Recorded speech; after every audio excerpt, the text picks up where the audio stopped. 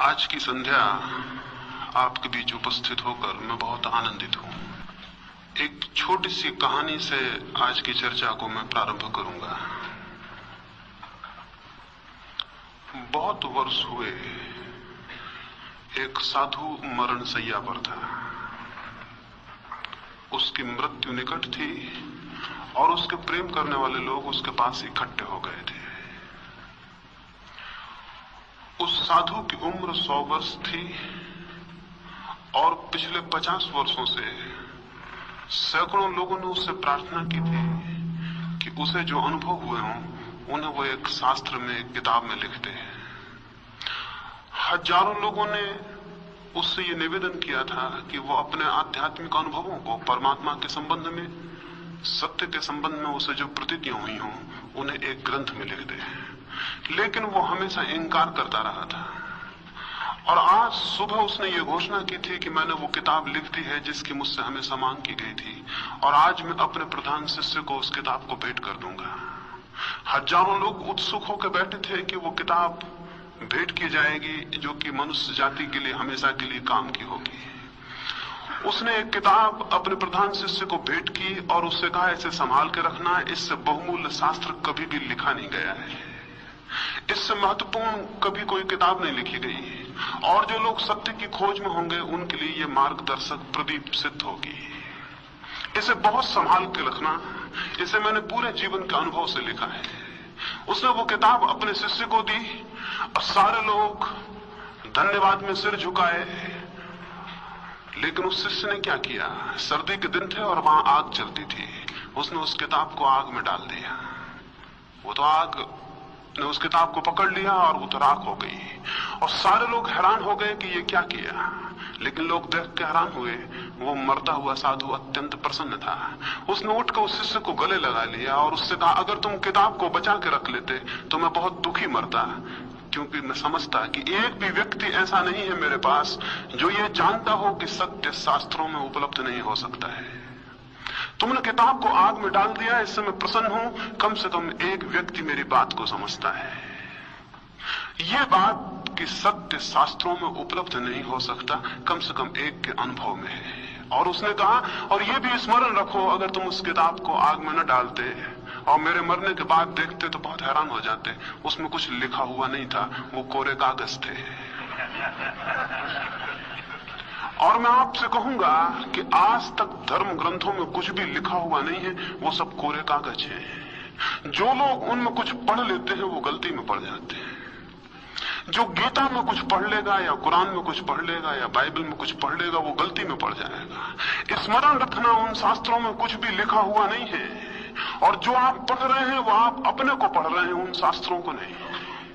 और तब जिन संप्रदायों को आप खड़े कर लेते हैं और सत्य के जिन पंथों को आप निर्मित कर लेते हैं, वो क्राइस्ट के और कृष्ण के बनाए हुए नहीं है, वो बुद्ध महावीर के बनाए हुए नहीं है, वो आपके निर्माण है, वो आपकी बुद्धि और आपके विचार से उत्पन्न हुए हैं। इन सारे पंथों का निर्माण, इन सारे पंथों का जन्म आपसे हुआ है। जिन्होंने सत्य को जाना है उनसे नहीं, क्योंकि जो सत्य को जानता है वो किसी संप्रदाय को जन्म कैसे दे सकता है, और जो सत्य को जानता है वो मनुष्य के भीतर विभाजन की रेखाएं कैसे खड़ी कर सकता है। और जिसने सत्य को जाना हो उसके लिए तो सारे भेद और सारी दीवारें गिर जाती हैं। लेकिन सत्य के नाम पर खड़े हुए ये संप्रदाय तो दीवालों को और भेदों को खड़े किए हुए हैं। ये सारे भेद मेरे और आपके निर्मित किए हुए हैं। आज की संध्या में आपसे यह कहना चाहूंगा कि जो व्यक्ति सत्य की खोज करना चाहता हो, और ऐसा कोई भी व्यक्ति इस जमीन पर खोजना मुश्किल है जो किसी न किसी रूप में सत्य की खोज में न लगा हो, उस व्यक्ति को इन सारे शास्त्रों को, इन सारे संप्रदायों को, इन सारे विचार के पंथों को छोड़ देना होगा।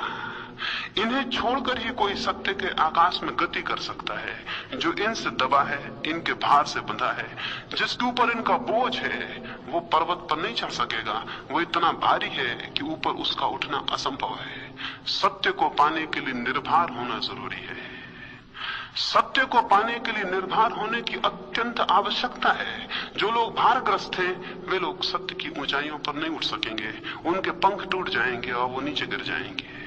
हम यदि उत्सुक हैं और यदि हम चाहते हैं कि सत्य का कोई अनुभव हो, और मैं आपको ये कहूं कि जो व्यक्ति सत्य के अनुभव को उपलब्ध नहीं होगा, उसके जीवन में ना तो संगीत होता है, न उसके जीवन में शांति होती है, न उसके जीवन में कोई आनंद होता है। इतने लोग दिखाई पड़ते हैं। अभी रास्ते से मैं आया और हजारों रास्तों से निकलना हुआ है।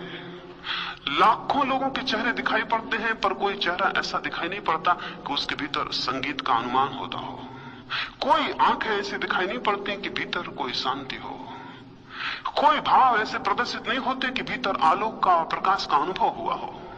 हम जीते हैं, इस जीवन में कोई आनंद, इस जीवन में कोई शांति और कोई संगीत अनुभव नहीं होता। सारी दुनिया इस तरह के विसंगीत से भर गई है। सारे दुनिया के लोग ऐसी पीड़ा और संताप से भर गए हैं कि उन्हें ऐसा प्रतीत होने लगा है, जो ज्यादा विचारशील है उन्हें दिखाई पड़ता है कि इस जीवन का तो कोई अर्थ नहीं है, इससे तो मर जाना बेहतर है। और बहुत से लोगों ने पिछले 50 वर्षों में, बहुत विचारशील लोगों ने आत्महत्याएं की हैं। वे लोग नासमझ नहीं थे जिन्होंने अपने को समाप्त किया है। जीवन की ये जो स्थिति है, आज जीवन की ये जो परिणति है, आज जीवन का ये जो दुख और पीड़ा है, इसे देख के कोई भी अपने को समाप्त कर लेना चाहेगा। ऐसी स्थिति में केवल नासमझ जी सकते हैं। ऐसे पीड़ा और तनाव को केवल अज्ञानी झेल सकते हैं। जिसे थोड़ा भी बोध होगा वो अपने को समाप्त कर लेना चाहेगा।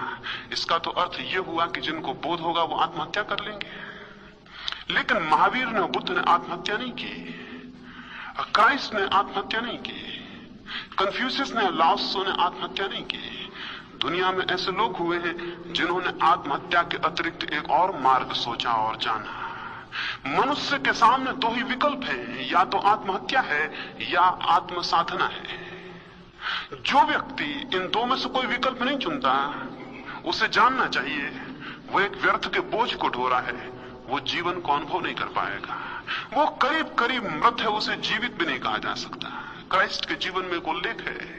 वो एक गांव से गुजरते थे और एक मछुए को उन्होंने मछलियां मारते देखा। वे उसके पीछे गए, उसके कंधे पर हाथ रखा और उन्होंने उस मछुए से कहा, तुम कब तक मछलियां मारने में ही जीवन गंवाते रहोगे? मछलियां मारने के अलावा भी कुछ और है। और क्राइस्ट हमारे कंधे पर भी हाथ रख के यही पूछ रहे हैं कि हम कब तक मछलियां मारते रहेंगे? मछलियां मारने के अलावा कुछ और भी है। उन्होंने उस मछुए से पूछा कि कब तक मछलियां मारते रहोगे? उसने लौट कर देखा उनकी आंखों में और उसे प्रतीत हुआ कि जीवन में मछलियां मारने से ज्यादा भी कुछ पाया जा सकता है। उसकी गवाही क्राइस्ट की आंखें थी। उसने कहा, मैं तैयार हूं, जिस रास्ते पर आप ले चलना चाहे मैं चलूंगा। क्राइस्ट ने कहा, मेरे पीछे आओ। उसने जाल को वहीं फेंक दिया, वो क्राइस्ट के पीछे गया। वो गांव के बाहर भी नहीं निकल पाया था कि किसी ने आके खबर दी कि तुम्हारा पिता जो बीमार था उसकी अभी अभी मृत्यु हो गई है, तुम घर लौट चलो, उसका अंतिम संस्कार करके फिर जहां भी जाना हो चले जाना।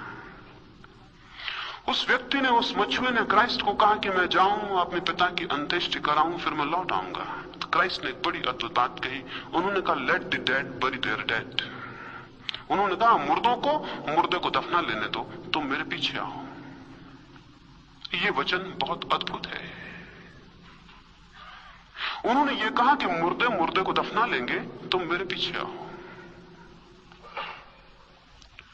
हम सबकी गिनती उन्होंने मुर्दों में की और ये सारी जमीन पर बहुत कम लोग जीवित हैं, अधिक लोग मुर्दे हैं।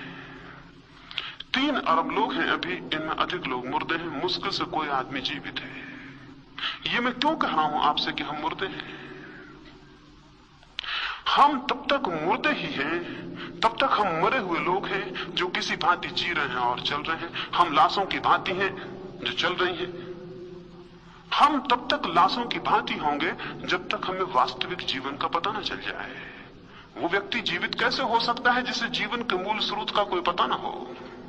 वो व्यक्ति जीवित कैसे कहा जा सकता है जिसे अपने भीतर जो जीवन की धारा बह रही है उसमें जिसकी कोई प्रतिष्ठा ना हो? वो व्यक्ति जीवित कैसे हो सकता है या कैसे जीवित कहा जा सकता है जिसे उस तत्व का पता ना हो जिसकी कोई मृत्यु नहीं होती है? मेरे भीतर, आपके भीतर, सबके भीतर वो तत्व भी मौजूद है जिसकी कोई मृत्यु नहीं होती। हमारे भीतर दोहरे तरह का व्यक्तित्व है, एक जो मर जाएगा और एक जो शेष रहेगा। जो व्यक्ति अपने को इतना ही मानते हो कि मरण पर उनकी समाप्ति हो जाती है, वे जीवित नहीं हो सकते, वे जीवित नहीं कहे जा सकते। अपने भीतर उस जीवन को अनुभव करने के बाद ही कोई व्यक्ति जीवित होता है, जिसकी कोई मृत्यु नहीं होती। और ऐसे तत्व के अनुसंधान का नाम सत्य की खोज है। सत्य की खोज कोई बौद्धिक तार्किक खोज नहीं है कि हम कुछ विचार करें और गणित करें। सत्य की खोज किन्हीं शास्त्रों के अध्ययन, किन्हीं विद्याओं के सीख लेने की बात नहीं है। सत्य की खोज अपने भीतर अमृत की खोज है। जो व्यक्ति अपने भीतर अमृत को उपलब्ध होता है, वही केवल सत्य को जानता है। और जो व्यक्ति अमृत को उपलब्ध नहीं होता, उसके जीवन में सब असत्य है, सब झूठ है, उसके जीवन में कुछ भी सार्थक नहीं है।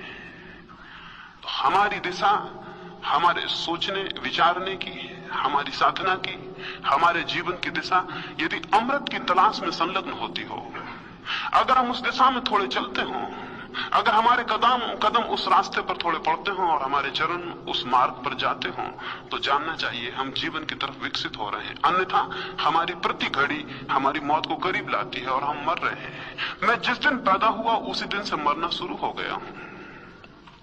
मैं रोज मरता जा रहा हूं।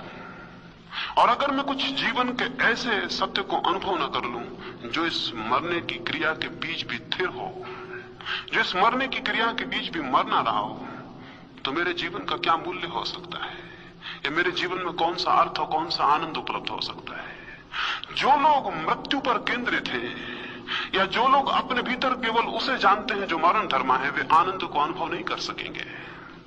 आनंद की अनुभूति अमृत की अनुभूति की उत्पत्ति है। अमृत को जानकर ही कोई केवल आनंद को जानता है। इसलिए हमने अपने देश में, या जिन लोगों ने कहीं भी जमीन पर कभी जाना है, उन्होंने परमात्मा को आनंद का स्वरूप माना है। परमात्मा कोई व्यक्ति नहीं है जिसको आप खोज लेंगे। परमात्मा एक आनंद की चरम अनुभूति है। उस अनुभूति में आप कृतार्थ हो जाते हैं और सारे जगत के प्रति आपके मन में एक धन्यता का बोध पैदा हो जाता है। आप में कृतज्ञता पैदा होती है। उस कृतज्ञता को ही मैं आस्तिकता कहता हूं, ईश्वर को मानने को नहीं, वरन अपने भीतर एक ऐसे आनंद को अनुभव करने को कि उस आनंद के कारण आप सारे जगत के प्रति कृतज्ञ हो जाएं। वो जो कृतज्ञता, वो जो ग्रेटिट्यूड का अनुभव है, वही परम आस्तिकता है। और ऐसी आस्तिकता की खोज, ऐसी कृतज्ञता की खोज जो मनुष्य नहीं कर रहा है, वो अपने जीवन के अवसर को व्यर्थ खो रहा है। ये चिंतनीय और विचारणीय है, और ये हर मनुष्य के सामने एक प्रश्न की तरह खड़ा हो जाना चाहिए। ये असंतोष हर मनुष्य के भीतर पैदा हो जाना चाहिए कि वो खोजे और जीवन को गंवा ना दे। वो खोजे, लेकिन हम दो तरह के लोगों में सारी दुनिया में लोग बंट गए हैं। एक तो वे लोग हैं जो मानते ही नहीं कि कोई आत्मा है, कोई परमात्मा है। एक वे लोग हैं जो मानते हैं कि परमात्मा है और आत्मा है। ये दोनों ही लोगों ने खोजें बंद कर दी हैं। एक ने स्वीकार कर लिया है कि परमात्मा नहीं है, आत्मा नहीं है, इसलिए खोज का कोई प्रश्न नहीं है। दूसरे वर्ग ने स्वीकार कर लिया है कि आत्मा है, परमात्मा है, इसलिए उन्हें भी खोज का कोई कारण नहीं रह गया। आस्तिक और नास्तिक दोनों ने खोज बंद कर दी है। विश्वासी भी खोज बंद कर देता है, अविश्वासी भी खोज बंद कर देता है। खोज तो केवल वे लोग करते हैं जिनकी जिज्ञासा मुक्त होती है और जो किसी विश्वास से, किसी पंथ से, किसी विचार की पद्धति से, किसी आस्तिकता से, किसी नास्तिकता से अपने को बांध नहीं लेते। वे लोग धन्य हैं जिनकी जिज्ञासा मुक्त हो, जिनका संदेह मुक्त हो, जो सोच रहे हों और जिन्होंने दूसरों के सोच विचार को स्वीकार न कर लिया हो। मैं भी एक गांव में था और अपने एक मित्र के साथ वहां गया। बहुत धूप थी और रास्ते बहुत गर्म थे। वे अपने जूते को कहीं खो गए, कोई चुरा ले गया। तो मैंने उनसे कहा कि दूसरी चप्पल पहन ले। वे बोले दूसरे की पहनी हुई चप्पल मैं कैसे पहनूं? मैंने उनसे कहा कि दूसरे के पहने हुए जूते कोई पहनना पसंद नहीं करता, दूसरे के पहने हुए कपड़े कोई पहनना पसंद नहीं करता, लेकिन दूसरों के अनुभव किए हुए विचार सारे लोग स्वीकार कर लेते हैं।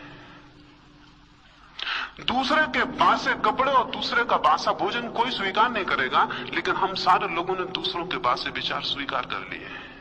फिर चाहे वे विचार बुद्ध के हों, चाहे महावीर के हों, चाहे किसी के हों, कितने ही पवित्र पुरुष के वे विचार क्यों ना हो, अगर वे दूसरे के अनुभव हैं और उनको हमने स्वीकार कर लिया है, तो हम स्वयं सत्य को जानने से वंचित हो जाएंगे। इस जगत में केवल वे ही थोड़े से लोग सत्य को अनुभव कर पाते हैं जो किसी के विचार को स्वीकार नहीं करते।